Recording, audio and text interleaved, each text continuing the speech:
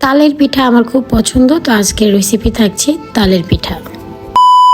Hello everyone, this is Marita Rakit. আসসালামু আলাইকুম। আশা করি সবাই ভালো আছেন। আলহামদুলিল্লাহ, আমি আপনাদের দোয়া এবং ভালোবাসায় অনেক ভালো আছি। তো ফার্স্টে আমি একটা বোলের মধ্যে দিয়ে দিলাম একটা ডিম, দিয়ে দিলাম তাল, দিয়ে দিলাম কতগুলো নারকেল কোরানো। এই পর্যায়ে দিয়ে দিব চালের গুঁড়ো, পরিমাণ মতো লবণ এবং দিয়ে দিব মোটা চিনি। আপনারা চাইলে এখানে গুড় দিয়েও করতে পারেন, যে কোনো গুড় দিয়ে। আমি এখন এটাকে সুন্দর করে মিশিয়ে নিব। আর আমি যেহেতু তালটা ছেঁকে নিয়েছিলাম, যার কারণে আমি এক্সট্রা পানি মিশাবো। খুব পরিমাণ বেশি পানি দেওয়া লাগবে না। এই যে দেখতেই পাচ্ছেন, এই পর্যায়ে আমার লিকুইডটা আমি ঠিক ডোটা আর কি এমন করে নিচ্ছি। দেখতেই পাচ্ছেন আমি আমার তালের মিশ্রণটা কেমন করে নিয়েছি। আপনারা চাইলে এইভাবে করে বেশ কিছুক্ষণ রেখে দিতে পারেন।